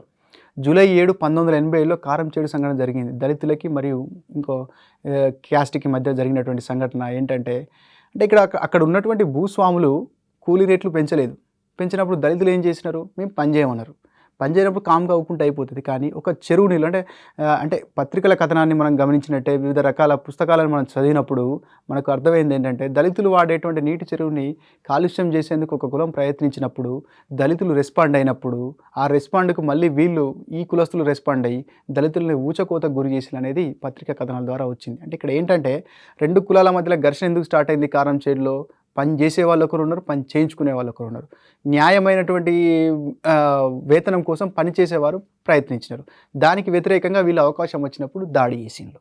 సో ఇది చరిత్రలో మనకు భారతదేశ చరిత్రలో కులపరమైన దాడి పాయింట్ ఆఫ్ వ్యూలో ఒక మాయని మచ్చగా, మానవత్వానికే మాయని మచ్చగా మనకి ఏర్పడింది కారంచేడు సంఘటన. అలాగే 1991లో పూలందేవి మీ అందరికీ విదితమే తెలిసే ఉంటుంది. చివరికి ఎంపీగా కూడా అయింది. పూలందేవి ఠాకూర్లకు చెందినటువంటి ఒక భూస్వామి చేతిలో మానభంగానికి గురై ఆమె జీవితం చిన్నాభిన్నమవుతుంది. తర్వాత ఆమె కూడా బందిపోటు దొంగగా మారి ఆమె ఒక స్థాయికి వచ్చిన తర్వాత ఒక గ్రూప్‌ని మెయింటైన్ చేసిన తర్వాత ఠాకూర్ల చేతిలో తన జీవితం బలైంది కాబట్టి ఎక్కడ ఠాకూర్ ఓబడినా చంపేటువంటి కార్యక్రమం పెట్టుకున్నదనేది మనకి లిటరేచర్‌లో తెలుస్తా ఉంది. అంటే అకారణంగా ఒక ఠాకూర్ వ్యక్తి ఆమెని ఇబ్బంది పెట్టినాడు. ఆమె జీవితాన్ని నాశనం కావడానికి దోహదపడినాడు. కానీ ఆమె మొత్తం ఠాకూర్ల మీదనే కక్ష కట్టింది. అలాగే 1981లో పూలందేవి విపరీతంగా ఠాకూర్ల మీద దాడి చేసింది. అలాగే 1990లో బీహార్‌లో రణవీర్ సేన క్యాస్ట్ బేస్డ్ ఒక మిలిటరీ గ్రూప్ రణవీర్ సేన ఏర్పడింది. అలాగే ఆగస్టు 6, 1981లో చుండూరు కుల దాడులు, 19 మార్చి 1990లో కంచికచ్చర్ల కోటేశు దుర్మరణం, రీసెంట్గా 2015లో ఫరీదాబాద్లో శిశువుల సజీవ దహనం. అంటే Dalit family, non Dalit family పక్కపక్కన ఉన్నారు. వాళ్ళిద్దరి మధ్య ఏదో గొడవలు వచ్చినాయి. గొడవలు వచ్చినప్పుడు ఏమైందంటే ఈ దళిత్ ఫ్యామిలీకి చెందినటువంటి పేరెంట్స్ చిన్నపిల్లల్ని ఇంట్లో పెట్టి బయటికి వెళ్ళినప్పుడు, వాళ్ళ ఉద్యోగాల కోసం వెళ్ళినప్పుడు వీళ్ళు ఆ ఇంటికి నిప్పు పెట్టినారనేటువంటి అభియోగంతో ఆ కేసు నమోదైంది. ఇక్కడ గొడవ ఎందుకు వచ్చింది? క్యాస్ట్కి సంబంధించి. సో ఇలా మనకి ఫరీదాబాద్ సంఘటన గుర్తుపెట్టుకోవాల్సింది 2015లో జరిగింది. సో ఇలా సమాజంలో అన్రెస్ట్కి, వివిధ వర్గాల మధ్య సెగ్రిగేషన్కి, అకార ద్వేషాలకి, సోదర భావాన్ని తీసేస్తూ డెవలప్మెంట్కి వ్యతిరేకంగా టీం వర్క్ ఒక కంపెనీలో 10 రకాల వ్యక్తులు పనిచేస్తున్నారు. అందరు కలిసి 10 కులాల వాళ్ళు కలిసి పనిచేసినప్పుడు దాన్ని ఆబ్జెక్టివ్ రీచ్ అవుతాం. అలా కాకుండా ఈ 10 మంది కులాల పేరు మీద విడిపోయినప్పుడు ఆర్గనైజేషన్ అది ప్రైవేట్ సెక్టరే కావచ్చు, గవర్నమెంట్ సెక్టరే కావచ్చు, ఆర్గనైజేషన్ ఫంక్షనింగ్ అనేది సరిగా ఉండదు, టీం వర్క్ అనేది లోపిస్తుంది. సో ఇలా సొసైటీ మీద స్థూలంగా వ్యక్తి స్థాయి నుంచి మొదలు పెడితే సమాజ స్థాయి వరకు ఘర్షణలు, అవినీతి, సంకుచిత తత్వం, అశ్రిత పక్షపాతం, untouchability, caste conflicts, social unrest, anti development, political కుల రాజకీయాలు, సో కులం రాజకీయం కలిసిపోవడాలు, ఇలాంటివన్నీ కూడా సొసైటీ మీద మనకి ఇంపాక్ట్ చూపెడతా ఉంటాయి. ఇందులో మీరు కారంచేడు దుర్ఘటన, పూలందేవి సంఘటన, ఫరీదాబాద్ సంఘటన బాగా గుర్తుపెట్టుకోండి. కులపరమైన దాడులు డేట్ కూడా అయ్యేటువంటి అవకాశం ఉంటుంది. సో ఈ కులతత్వాన్ని తగ్గించడానికి అసలు బ్రిటిషర్స్ భారతదేశంలో కులపరమైన విభజన, మతపరమైన విభజన, డివైడ్ అండ్ రూల్ పాలసీ తీసుకొచ్చింది. అయితే 1850లో క్యాస్ట్ డిజబిలిటీస్ రిమూవల్ యాక్ట్ అని మొట్టమొదటిసారి తీసుకొచ్చారు. సో దీనివల్ల ఏంటంటే కులపరమైన అశక్తతలు తొలగించడం ఉద్దేశంతో క్యాస్ట్ డిజబిలిటీస్ రిమూవల్ యాక్ట్ని బ్రిటిష్ వారు తీసుకొని వచ్చిండ్రు. అలాగే మనకు ఆర్టికల్ 17 కింద రాజ్యాంగంలో అన్టచబిలిటీ ఏ రూపంలో ఉన్నా నిషేధించడమే జరిగింది. దాన్ని ఆర్టికల్ 17ని ఆధారంగా చేసుకొని 1955లో అన్టచబిలిటీ అఫెన్సెస్ యాక్ట్ తీసుకొచ్చిండ్రు. దాన్ని 1976లో సవరించి పౌర హక్కుల పరిరక్షణ చట్టంగా తీసుకొని వచ్చిండ్రు. తర్వాత ఈ రెండింటితో దాడులు కంట్రోల్లో ఉండట్లేదని. సో ఎగ్జాంపుల్ మీకు చెప్తున్నా, ఉత్తరప్రదేశ్లో ఎస్సీల మీద అత్యధికంగా దాడులు జరుగుతూ ఉన్నాయి. రాజస్థాన్లో ఎస్టీల మీద అత్యధికంగా దాడులు ఇప్పటికీ జరుగుతూ ఉన్నాయి. సో 1918లో ఈ సంఘటనలు దృష్టిలో పెట్టుకొని 1989లో మనకి ఎస్సీ ఎస్టీల మీద జరుగుతున్న అకృత్యాలని నిరోధించడానికి చట్టం తీసుకొని రావడం జరిగింది 1989లో. దాన్ని సవరిస్తూ 2014లో ఆర్డినెన్స్ని కూడా తీసుకురావడం జరిగింది. అలాగే రాజ్యాంగంలో లిటరల్గా నిబంధన 15 కింద ప్రాథమిక హక్కుల్లో 3వ విభాగంలో ఉన్నటువంటి నిబంధన 15 కింద క్లియర్గా వ్యక్తుల మధ్య అంటే ప్రభుత్వము ఎవరి పట్ల విచక్షణ చూపరాదు. నువ్వు పలానా క్యాస్ట్ అని, పలానా క్రీడ్ అని, పలానా జెండర్ అని, పలానా వర్ణం అని చూపెట్టద్దు. అంటే ఆ నిబంధన 15 కింద కులపరమైన వివక్షత అనేది రాజ్యాంగ వ్యతిరేకము. అలాగే ప్రభుత్వ ఉద్యోగాల్లో అందరికీ సమాన అవకాశాలు ఆర్టికల్ 16 కింద. నువ్వు పలానా క్యాస్ట్ కాబట్టి పలానా వృత్తే చేయాలి, నువ్వు ఆఫీసర్ కావడానికి వీల్లేదు, గ్రూప్ 2 రాయడానికి వీల్లేదు, గ్రూప్ 1 అలాంటిది లేదు. Equal opportunity in case of public employment. అలాగే ఈ కులతత్వం వల్ల అంటే మీరు బానిసలుగా ఉండాలి, మేము భూస్వాములుగా ఉంటాం, మేము పెత్తందారులుగా ఉంటాం, మీరు మాకు సేవలు చేస్తూ ఉండాలి, మీరు ఈ కులం కాబట్టి మీరు సేవలు చేసే కులం, మేము సేవలు పొందే కులం. సో ఇలాంటి దుస్సాంప్రదాయాల నుంచి వచ్చినాం కాబట్టి దాన్ని తీసేసేందుకు ఎక్కువగా ఈ వెట్టి చాకిరికి, జోగినికి, దేవదాసి వ్యవస్థకి, తర్వాత అంటే అంటే ఎలాంటి ఫలితం ఇవ్వకుండా పని చేయించుకునేటువంటి దానికి, అలాగే బాల కార్మిక వ్యవస్థకు కూడా ఎక్కువగా బలైంది కులతత్వం వల్ల. అంటే అగ్రకులాలు చూపెట్టినటువంటి కులతత్వంతో అగ్రకులాలు కొన్ని వర్గాల వారిని సమాజంలో అవకాశాలు లేకుండా పేదరికానికి గురి చేయడం వల్ల ఎక్కువగా దళితులు, బలహీన వర్గాలకు చెందినటువంటి పిల్లలే తరతరాలుగా ఈ పేదరికం కారణం వల్ల, కులతత్వం కారణం వల్ల బాల కార్మికులుగా అయినారు. అందుకే నిబంధన 24 కింద బాల కార్మికులను నిషేధించడం జరిగింది. అలాగే వెట్టి చాకిరికి, జోగిని వ్యవస్థకి, దేవదాసి వ్యవస్థకి, అంటే బాండెడ్ లేబర్‌కి, బెగార్ సిస్టమ్‌కి, అలాగే రకరకాల మనుషుల్ని వ్యాపార వస్తువులుగా అనైతిక కార్యక్రమాలు చేసేటువంటి పని, తర్వాత వాళ్ళని అంటే మనుషులు చేయకూడనటువంటి పనులు చేయించేటువంటి పద్ధతులు, అలాగే వారిని రకరకాల కల్చరల్ ప్రాస్టిట్యూషన్ అంటాం, జోగిని, దేవదాసి వ్యవస్థని. అలాంటి అనైతిక కార్యక్రమాలకి అంటే కులం పేరు మీద వాళ్ళు పలానా దళిత బాలిక కాబట్టి నువ్వు జోగినిగా మారాలి. సో ఇలాంటి కులతత్వానికి సంబంధించినటువంటి వాటిని రూపుమాపేందుకు మనకి ఆర్టికల్ 23 కింద బెగార్ సిస్టమ్, అదే వెట్టి చాకిరీ, దాన్ని బెగార్ అంటాం. అలాగే హ్యూమన్ ట్రాఫికింగ్. హ్యూమన్ ట్రాఫిక్ అంటే ఎలా అర్థం చేసుకోవాలంటే మోసం చేయడం, మోసం చేసి పని అంటే ఒక పని చెప్తా అని చెప్పి ఇంకో పని చేయించడం, తర్వాత అనైతిక కార్యక్రమాలు చేపట్టడం, మనుషుల్ని వస్తువుల్లాగా కొనడం, అమ్మడం, ప్రాస్టిట్యూషన్ చేయించడం, తర్వాత జోగిని, దేవదాసి ఇలాంటి పార్వతి, బసవి వ్యవస్థల్లో భాగం చేయడం, ఇవన్నీ కూడా హ్యూమన్ ట్రాఫికింగే. అంటే హ్యూమన్ ట్రాఫికింగ్లో ఎక్కువ దళితులు, కులతత్వానికి బలైనటువంటి వాళ్ళే ఉన్నారు కాబట్టి ఆర్టికల్ 23 కింద ఈ వెట్టి చాకిరీని మరియు హ్యూమన్ ట్రాఫికింగ్ని తీసేయడం జరిగింది.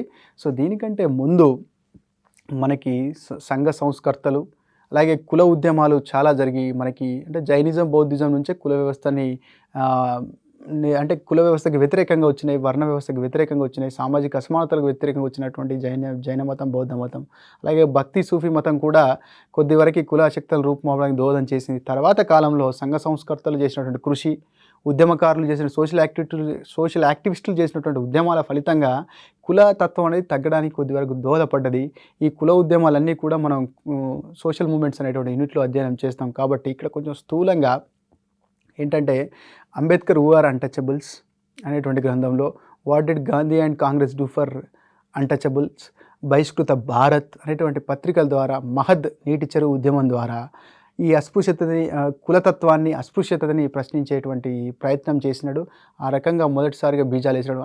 అంబేద్కర్ గారి కంటే ముందు మొదటి తరంలో జ్యోతిబా పూలే గారు తన యొక్క గులాంగిరి అనేటువంటి నవల ద్వారా ఈ దళితులు మరియు బలహీన వర్గాల యొక్క జీవనాల్ని కళ్ళకు కట్టినట్టుగా తీసుకొచ్చి ఆ సమాజాన్ని కదిలించినాడు, బ్రిటిష్ అధికారులను కూడా కదిలించినాడు. అలాగే నారాయణ గురు, ఇజావా కులంలో పుట్టినటువంటి నారాయణ గురు కేరళ ప్రాంతంలో శ్రీమన్నారాయణ ధర్మ పరిపాలనా యోగం అనేటువంటి విధానాన్ని ఆరంభించి, అలాగే టెంపుల్ ఎంట్రీ మూమెంట్ని అంటే ఆలయ ప్రవేశ ఉద్యమాన్ని తీసుకొచ్చి కులతత్వాన్ని నిర్మించడానికి ప్రయత్నించినాడు.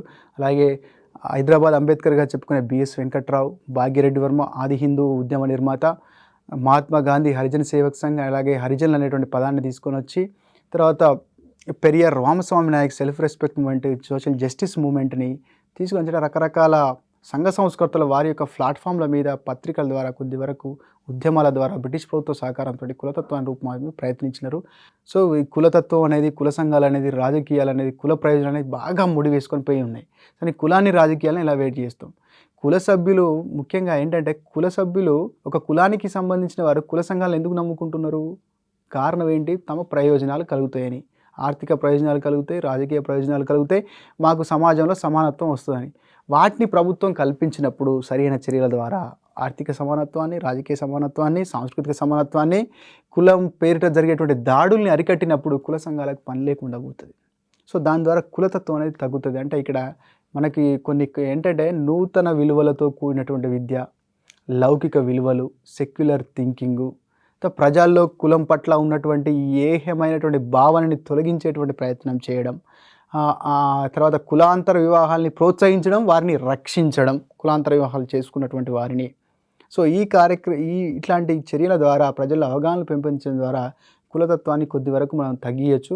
సో దాంతోపాటుగా కొంతమంది సమాజ శాస్త్రవేత్తలు కులతత్వాన్ని మనం ఎలా సమాజం నుంచి బయటికి పంపిస్తాం అనేటువంటి పాయింట్ ఆఫ్ వ్యూలో కొన్ని సూచనలు, వారి యొక్క వ్యాఖ్యానాలు చేయడం జరిగింది. అందులో ముఖ్యంగా ఎంఎన్ శ్రీనివాస్, అంటే father of social change in modern India అని పిలుస్తాం ఆయన్ని. ఆయన సాంస్క్రిటైజేషన్ అనేటువంటి భావన, వెస్టర్నైజేషన్ అనేటువంటి భావనను తీసుకొని వచ్చిండు. అలాగే డామినెంట్ క్యాస్ట్ అనేటువంటి భావనను కూడా తీసుకొని వచ్చిండు రాంపురా విలేజ్ని స్టడీ చేసి. ఎంఎన్ శ్రీనివాస్ యొక్క అభిప్రాయాన్ని కనుక మనం పరిగణలోకి తీసుకుంటే, ఎంఎన్ శ్రీనివాస్ చెప్పింది ఏంటంటే పంచవర్ష ప్రణాళికలు సరిగ్గా అమలు చేయడం, తర్వాత వయోజన ఓటు హక్కు వ్యవస్థ అంటే కులాలకు మతాలకు సంబంధం లేకుండా 18 సంవత్సరాలు నిండిన వాళ్ళందరికీ ఓటు హక్కును కల్పించడం ఆల్రెడీ మనం కల్పిస్తున్నాము. అలాగే సంక్షేమ కార్యక్రమాలను పకడ్బందీగా అమలు చేయడం వల్ల ఈ కుల వ్యవస్థని కాదు కానీ కుల తత్వాన్ని నిర్మూలించవచ్చు అనేటువంటి అభిప్రాయం తీసుకొచ్చాడు. అలాగే గరియే గారు కులాంతర వివాహాలు, కో ఎడ్యుకేషన్ అనేటువంటి 2 ఆయుధాల ద్వారా ఈ కులతత్వాన్ని నిర్మూలించవచ్చు అనేటువంటి అభిప్రాయాన్ని తీసుకొని వచ్చిండు. సమాజంలో ఇంతవరకు పాటిస్తున్నటువంటి విలువలను తీసేసి ఆ స్థానంలో నూతన సామాజిక విలువలను ప్రవేశపెట్టడం ద్వారా కులతత్వాన్ని నిర్మూలించవచ్చని ప్రభు అనేటువంటి శాస్త్రవేత్త అభిప్రాయపడడం జరిగింది.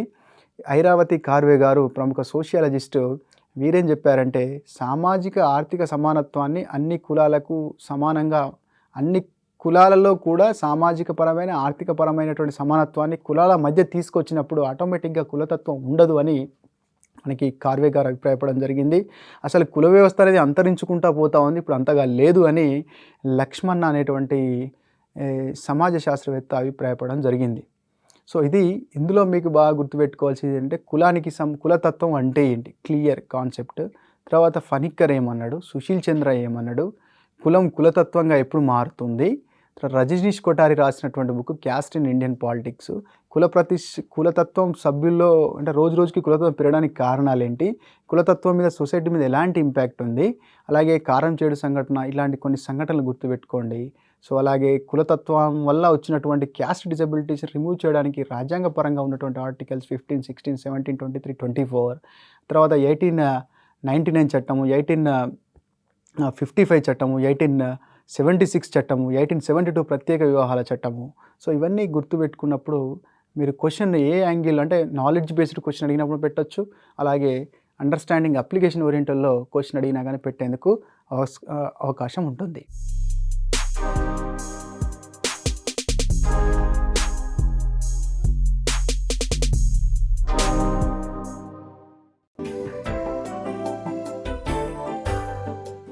కమ్యూనలిజం అనేటువంటి అంశం గురించి అధ్యయనం చేద్దాం. ఈ టాపిక్ నుంచి ప్రశ్నలు రకరకాల కోణాల్లో అడిగేటువంటి అవకాశం ఉంటుంది.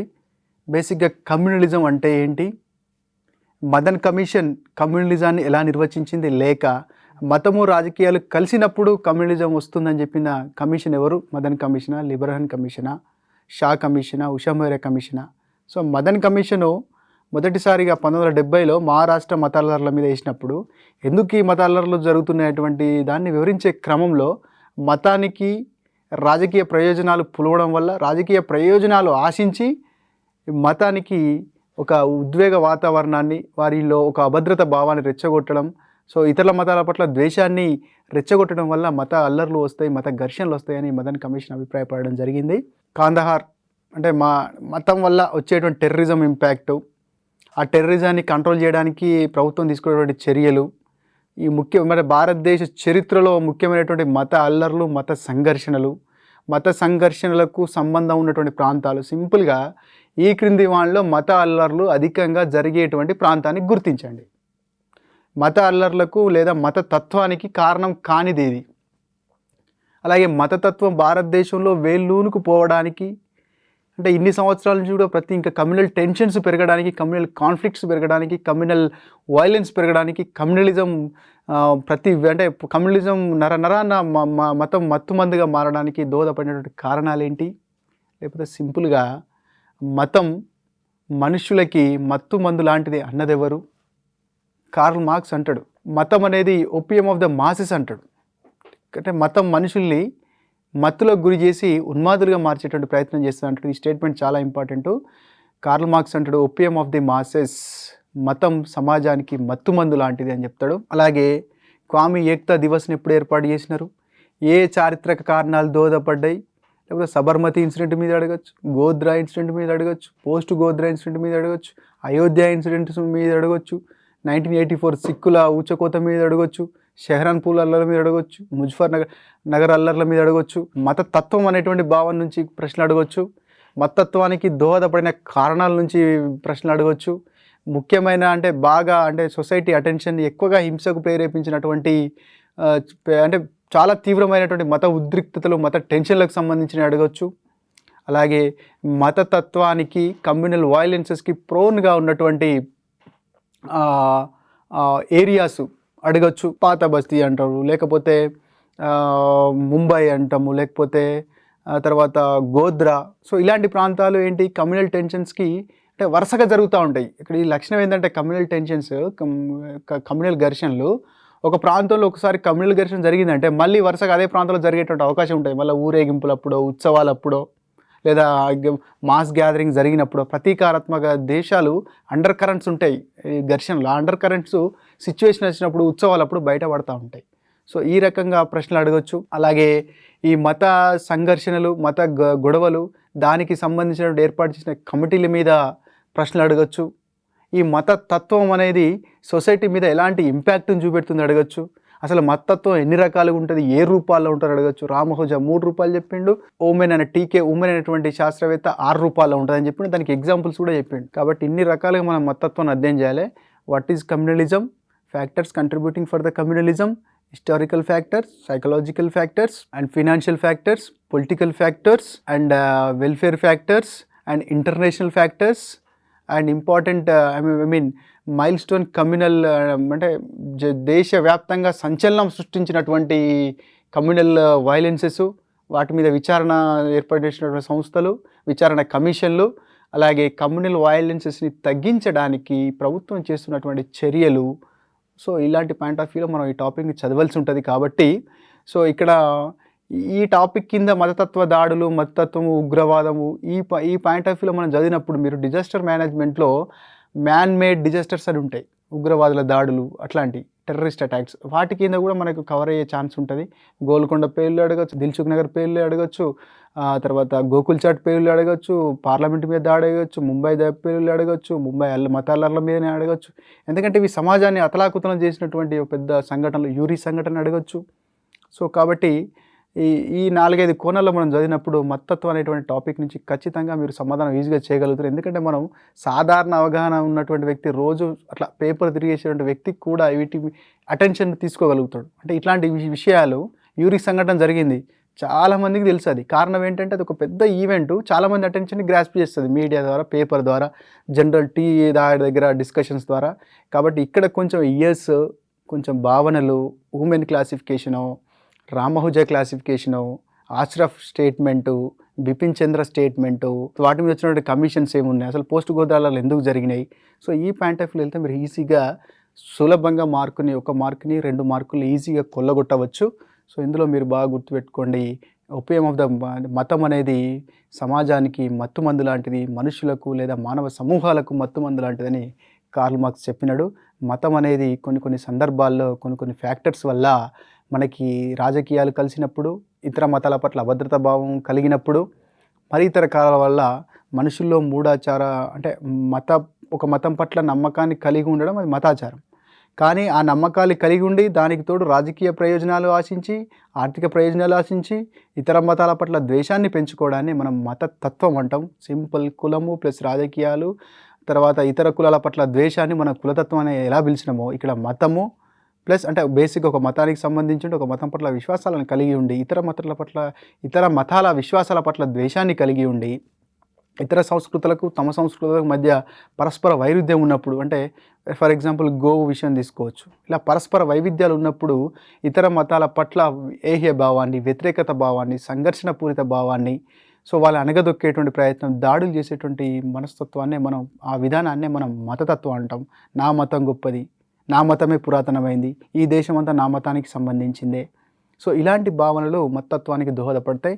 సింపుల్గా చెప్పాలంటే మతము ప్లస్ మత ప్రయోజనాలు, మత సభ్యుల ప్రయోజనాలు, సమాజంపై ఆ మతం పెత్తనం చేయాలనుకోవడం, ఇతర మతాల పట్ల అభద్రతా భావము, ఇతర మతాల పట్ల ఆధిపత్యాన్ని ప్రదర్శించడం, ఇతరుల విశ్వాసాల పట్ల ఏహ్య భావాన్ని, చులకన భావాన్ని కలిగి ఉండడం. సో ఇలాంటి కారణాలు మతత్వానికి దారితీస్తాయి. అలాగే మతము మరియు రిలీజియస్ ఫండమెంటలిజం అంటాం, మత ఛాందసవాదం. అంటే మత ఛాందసవాదం అంటే మూర్ఖత్వంగా నా మతమే గొప్పది, మిగతా అన్నీ కూడా వరస్ట్, ఇతర మతాల్ని నీచంగా చూడడం, ఇతర మతాలని తీవ్రమైన పదజాలంతో విమర్శించడం. సో ఇలాంటి వాటిని మనం రిలీజియస్ ఫండమెంటలిజం అంటాం. సో మత ఛాందసవాదం అంటాం. ఆ మత ఛాందసవాదం వల్ల ఇతర మతాల పట్ల ద్వేషము, అలాగే ఇతర మతాల పట్ల తమ మత సభ్యుల్ని ఘర్షణపూరిత వైఖరి అంటే ఇతర మతాలకు తన మతాలకు మధ్య ఘర్షణ సృష్టించే వాతావరణాన్ని ఈ ఫండమెంటలిజం, రిలీజియస్ ఫండమెంటలిజం అనేది క్రియేట్ చేస్తుంది. మన ఇండియాలో చూసుకున్నట్టయితే కేవలం 2 మతాల మధ్య మాత్రమే మత ఘర్షణలు కావట్లేదు, 2 మతాల మధ్య మాత్రమే మతత్వం అంటే అవుపడట్లేదు. అంటే బేసిక్గా అర్థం చేసుకోవాల్సింది ఏంటంటే మతతత్వాన్ని ఎక్స్ట్రీమిజం రూపంలో, దాడుల రూపంలో మతతత్వాన్ని 2 మతాలు పరస్పరం గొడవ పెట్టుకున్నప్పుడు వచ్చేటే కమ్యూనల్ కాన్ఫ్లిక్ట్స్. బేసిక్గా what you have to understand is మతము ప్లస్ మత సభ్యుల ప్రయోజనాలు, ఇతర మతాల పట్ల అభద్రతా భావము, ఇతర మతాల పట్ల ఏహ్య భావము, ఇతర మతాలని అణిచిపెట్టాలని, వారిపైన ఆధిపత్యాన్ని ప్రదర్శించాలనేటువంటి భావంతో ఇక్కడ మతతత్వం అనేది ఉద్భవిస్తుంది. సో బేసిక్గా 2 విరుద్ధ విశ్వాసాలు ఉన్న దగ్గర ఏమైతే సంఘర్షణలు వస్తాయి. ఇప్పుడు ఒక మతం వాళ్ళు ఎక్స్ అనే దాన్ని తినాలని, మరో మతం వాళ్ళు ఎక్స్ అనే దాన్ని పవిత్రంగా ఇట్లా భావించినప్పుడు ఏమవుతుంది, సో ఇక్కడ అల్లర్లు జరుగుతూ ఉంటాయి. ఆ అల్లర్లకు రాజకీయ ప్రయోజనాలు జోడై పెద్ద ఇష్యూస్గా, కమ్యూనల్ టెన్షన్స్గా మారేటువంటి ఛాన్స్ ఉంటుంది. సో ఈ క్రమంలోనే మతము ప్లస్ రాజకీయాలు కలిసే మతతత్వంగా ఉద్భవిస్తున్నవని 1970లో మహారాష్ట్రలో మత అల్లర్లపై చేసినటువంటి మదన్ కమిషన్ అభిప్రాయపడడం జరిగింది. అలాగే కేఎం అష్రఫ్ అనేటువంటి ఇస్లాం పండితుడు చెప్పినటువంటి దాని ప్రకారం ఏంటంటే, కేవలం రాజకీయ లబ్ధి కోసం మాత్రమే మత విశ్వాసాలు కలిగి ఉన్నటువంటి వ్యక్తుల్ని మతోన్మాదులుగా, మత తత్వాన్ని ప్రదర్శించే వారిగా మారుస్తున్నారని చెప్పేసి అష్రఫ్ గారు అభిప్రాయపడడం జరిగింది. సో ఇలా మతాన్ని మతతత్వంగా మార్చేటువంటి ప్రక్రియలో స్వార్థ రాజకీయాలు, ఆర్థికపరమైన రాజకీయ కారణాలు, ఓటు బ్యాంకు రాజకీయాలు, సో దాంతోపాటుగా ఈ మత ఛాందసవాదం, తర్వాత ఎక్స్టర్నల్ ఫ్యాక్టర్స్, ఇంటర్నల్ ఫ్యాక్టర్స్ ఇవన్నీ కలగలిసి, అంటే వేరే దేశానికి సంబంధించిన వ్యక్తులు ఒక మతానికి సంబంధించిన వ్యక్తులకు ఫండింగ్ చేసి సో ఇక్కడ ఉన్నటువంటి సుస్థిరత దెబ్బతీసే ప్రయత్నం. సో దీనివల్ల మొత్తం మీద ఏమవుతుందంటే మతము రాజకీయాలు కలిసి మతత్వం అనేది ఏర్పడుతుంది. ఈ రకంగా ఏర్పడే మతత్వాన్ని రామ్ అహూజా గారు 3 రూపాల్లో చెప్పడం జరిగింది. మతతత్వాన్ని 3 రూపాల్లో చెప్పింది ఎవరు, 6 రూపాల్లో చెప్పింది ఎవరు? ముందుగా మతత్వాన్ని 3 రూపాల్లో చెప్పింది మనకి రామ్ అహూజా అనేటువంటి సామాజిక శాస్త్రవేత్త. ఆయన ప్రకారం మతత్వం 1 రాజకీయపరమైనటువంటి మతత్వము, 2 ఆర్థికపరమైనటువంటి మతత్వము, 3 ప్యూర్గా మతపరమైనటువంటి కారణాల చేత వచ్చినటువంటి మతత్వం. 3 గుర్తుపెట్టుకోండి: మతపరమైన మతత్వము, రాజకీయపరమైన మతత్వము, ఆర్థికపరమైనటువంటి మతత్వం. ఈ 3 రకాలంటే రాజకీయ కారణాల కోసం ఒక మత సభ్యులు ఓటు బ్యాంకులుగా మార్చుకొని వాళ్ళు లేనిపోని అపోహలు, ఆందోళనలు రేకెత్తించి తద్వారా మతత్వానికి పాల్పడడం. రెండోది, ఇక్కడ సమాజంలో వనరులు మాకు తొక్కేస్తున్నారు, ఒక మతం మాత్రమే లాభపడుతుంది అనేటువంటి పాయింట్ ఆఫ్ వ్యూలో వచ్చేది ఆర్థికపరమైన మతత్వం. 3, మా మత విశ్వాసాల్ని, మా మత నమ్మకాల్ని, మా మతాన్ని హీనంగా చూస్తున్నారు, మా సంస్కృతిని హీనంగా చూస్తున్నారు, లేకపోతే ఆ మైనారిటీల సంస్కృతికి రక్షణ లేదు, లేదా మెజారిటీల సంస్కృతి కలుషితం అవుతుంది అనేటువంటి పాయింట్ ఆఫ్ వ్యూలో ఈ మతపరమైన రీజన్స్ తోటి వచ్చే మతత్వం మతపరమైన మతత్వం. సో ఇలా మీరు గుర్తుపెట్టుకోవాల్సింది రామ్ అహూజా 3 రూపాలు: రాజకీయము పరమైన మతత్వము, ఆర్థికపరమైన మతత్వము, మతపరమైన మతత్వం. అలాగే ఈ మతతత్వాన్ని భారతదేశంలో టీకే ఊమెన్, పేరు గుర్తుపెట్టుకోండి, టీకే ఊమెన్ అనేటువంటి శాస్త్రవేత్త భారతదేశంలో 6 రూపాల్లో మతత్వం ఉండదని చెప్పేసి దానికి గల కారణాలను, దానికి ఎగ్జాంపుల్స్ని కూడా సోదాహరణంగా వివరించడం జరిగింది. 6 రూపాయలు ఏంటో మనకు చూద్దాం. ఫస్ట్ ఏంటంటే, మొదటిది విలీనీకరణ మతత్వం. విలీనీకరణ మతత్వం అంటే అసిమిలిస్టిక్ మతత్వం. ఫర్ ఎగ్జాంపుల్ కొన్ని పదాలు చెప్తాను మీకు నేను. హిందూయిజేషన్, ఇస్లామైజేషన్, క్రిస్టియనైజేషన్. అంటే మతం రోజు రోజుకు వ్యాప్తి చెందుకుంటూ పోతూ ఇతర మతాల వాళ్ళని తనలో విలీనం చేసుకోవడం. ఆ క్రమంలో హిందూ మతంలోకి చాలామంది గ్రీకులు వచ్చిళ్ళు, పహ్లవులు వచ్చిళ్ళు, మంగోలియన్స్ వచ్చిళ్ళు, అందరు కలిసి హిందువులుగానే మారిపోయారు. అందుకే హిందూ మతానికి విలీనీకరణ శక్తి ఎక్కువగా ఉన్నదంటారు. సంమోహన పరిచేటువంటి శక్తి, విలీనీకరణ శక్తి ఎక్కువ ఉన్నదంటారు. సరే, ఏది ఏమైనప్పటికీ హిందూయిజేషన్ కావడం లేదా క్రిస్టియనైజేషన్ కావడం అంటే మిగతా కులాలు, మిగతా తెగల్ని, అంటే ఏ మతానికి చెందినటువంటి తెగల్ని వాళ్ళ మతంలోకి మార్చుకోవడం. ఫర్ ఎగ్జాంపుల్ భారతదేశంలో చాలామంది గిరిజనులు హిందువుల్లో భాగమైపోయారు. అందుకే గరియే గారు గిరిజనుల్ని వెనకబడ్డ హిందువులు అంటాడు, బ్యాక్వర్డ్ హిందూస్ అనేది పిలుస్తాడు. కానీ యాక్చువల్గా అక్కడ కొన్ని కొన్ని కొన్ని కొన్ని బేసిస్ని మనం చూసుకున్నట్టయితే చాలా వైరుధ్యం ఉంటుంది. అంటే హిందూ సమాజంలో ఉన్నటువంటి ఆచారాలకి వాళ్ళ ఆచారాలు, కానీ వాళ్ళు హిందువులనే పరిగణించబడతారు. అంటే హిందూ మతం అనేది వాళ్ళని తనలో విలీనం చేసుకుంది. సో ఇలా విలీనీకరణ మతత్వం అనేది హిందూయిజంలో అవపడుతుంది. క్రిస్టియన్ అంటే హిందూయిజేషన్, క్రిస్టియనైజేషన్, ఇస్లామైజేషన్, దీన్ని ఎగ్జాంపుల్గా చెప్పుకోవచ్చు. రెండోది సంక్షేమపూరిత మతత్వం, దాన్ని వెల్ఫేరిస్టిక్ కమ్యూనలిజం అంటాం. మత సభ్యులకు ఫర్ ఎగ్జాంపుల్ ఒక హిందూ ఆర్గనైజేషన్స్ ఉన్నాయి, క్రిస్టియన్ ఆర్గనైజేషన్ ఉన్నాయి, ఇస్లాం ఆర్గనైజేషన్స్ ఉన్నాయి. మనం ఇంతకుముందు చూసినప్పుడు ఈ విలీనీకరణ మతత్వంలో కానీ అంటే ఏ మతానికి చెందిన వారిని తనలో విలీనం చేసుకోవడం, తర్వాత రెండోది వచ్చేసి సంక్షేమపరమైన మతత్వంలో కానీ, ఈ రెండిట్లో కూడా పాత మత విశ్వాసాలని కాపాడుకుంటూ పెంచుకుంటూ పోతున్నారు మతాన్ని. కానీ ఇక్కడ మాత్రం పురోగమన, మూడో రకమైనటువంటి పురోగమన మతత్వంలో ఏంటంటే వాళ్ళు పాత విలువలు పాటించడం, కొత్త విలువల్ని పాటించడం, కొత్త జీవన విధానాన్ని పాటించడం, నూతన మతాల్ని పాటించడం. పాతయని సరికాదు, ఇప్పుడు మన పురోగమనం చెందాలి, కొత్త విధానంలో జీవించాలి, కొత్త విశ్వాసాలను కలిగి ఉండాలనేటువంటిది పాయింట్ ఆఫ్ వ్యూ వెళ్ళడాన్ని పురోగమన మతత్వం అంటే న్యూ వాల్యూస్ని క్రియేట్ చేసి ఒక మతాన్ని అంటే పురోగమన దిశగా తీసుకెళ్లేటువంటి విధానాన్ని పురోగమన మతత్వంగా చెప్పుకుంటాం. అలాగే ఈ మూడు విలీనీకరణ మతత్వం, సంక్షేమపూరిత మతత్వం, పురోగమన మతత్వం, ఈ మూడు కూడా సమాజానికి హాని చేయనటువంటివి, హింస లేనటువంటివి. కానీ ఇప్పుడు చెప్పబోయే మూడు, అదొకటి వైరుధ్యపూరిత మతత్వము, ప్రత్యేకవాద మతత్వము. ఇవేంటంటే ఇవి సమాజంలో ఒక ఘర్షణపూరితమైనటువంటి వైఖరిని, సామాజిక సంఘర్షణలకి దారితీసేటువంటి వైఖరిని. సెషనిజం ఇప్పుడు మనకు చూసినట్టయితే జమ్మూ కాశ్మీర్లో ఉన్నటువంటిది, Bodo Karbi Anglong demand, Naga demand, Tripura tigers demand, Garoland demand, ఇవన్నీ ఏంటంటే ఎక్స్ట్రీమిజంని బేస్ చేసుకొని, తర్వాత మేము మొత్తం పూర్తిగా మా మతం వేరు, మా జీవన విధానం వేరు, మా సంస్కృతి వేరు, మీ భారతదేశంలో ఎందుకు కలిసి ఉంటాం, మీ వేర్పాటువాదాన్ని ప్రోత్సహించేటువంటి దాన్ని మనం వేర్పాటువాద మతత్వం. దీనివల్ల సమాజంలో విపరీతమైనటువంటి హింస మనకి కలుగుతూ ఉంటుంది. దాంతోపాటు ఈ వైరుధ్యపూరిత మతత్వం. సో వైరుధ్యపూరిత మతత్వం వల్ల ఏంటంటే ఒక మతానికి సంబంధించిన వ్యక్తుల మీద ఘర్షణలు జరిపేటువంటి కథ, లేకపోతే వాళ్ళ మీద దాడులు చేసేటువంటి కథ.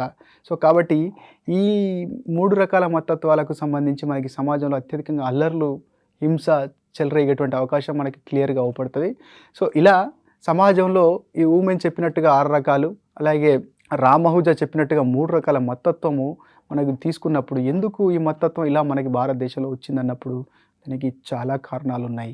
ఒకటి ఏంటంటే భారతదేశం మనం చెప్పినాము మతాల ప్రయోగశాల అని చెప్పినాం, ల్యాబ్ ఆఫ్ రిలీజియన్స్. రెండవది ఇది జాతుల ప్రదర్శనశాల అని చెప్పినాం. ఇక్కడ తీవ్రమైనటువంటి వైవిధ్యాలు ఉన్నాయి, దానికి చారిత్రక కారణాలు ఉన్నాయి. రకరకాల మతస్థులు ఇక్కడ వచ్చి స్థిరపడినారు. ముందుగా ఇక్కడ ఉన్నటువంటి హిందువులు, ద్రవిడియన్స్, ఆరియన్స్, హిందూ మతం పాటించే ఆరియన్స్, తర్వాత గ్రీకులు, పహ్లవులు లాంటి వాళ్ళు ఇండియనైజ్ అయిపోయి హిందూ మతంలోనే కలిసిపోయినారు. కానీ ఆ తర్వాత వచ్చినటువంటి అరబ్బులు తమ ప్రత్యేక సంస్కృతిని నిలుపుకుంటూ ఇక్కడ ఇస్లాంని, అరబ్బు సాంప్రదాయాన్ని అభివృద్ధి చేసుకుంటూ పోయినారు. దాని తర్వాత క్రిస్టియానిటీ వచ్చిన తర్వాత క్రిస్టియనైజేషన్ జరిగింది భారతదేశంలో. అంటరాని వారుగా, కుల వివక్షతకు గురైనటువంటి వాళ్ళందరూ కూడా క్రిస్టియానిటీ వైపు, క్రిస్టియన్ ఆదర్శాల వైపు మొగ్గు చూపడం జరిగింది. దాంతోపాటు జైన మతం, బౌద్ధ మతం పురాతన కాలం నుంచే ఉంది. అలాగే ఇస్లాం దాడులకు భయపడి జొరాస్ట్రియన్స్ మన భారతదేశంలోకి తరలి వచ్చి పార్సీలు అని అంటాం వాళ్ళని, ఇక్కడ కూడా స్థిరపడడం జరిగింది. అంటే ఈ కారణాల వల్ల భారతదేశంలో రకరకాల మతాలు, రకరకాల విశ్వాసాలు, వారికి సంబంధించినటువంటి ప్రత్యేకతతో కూడి ఒక మతపరమైన వైవిధ్యాన్ని కలిగి ఉన్నది.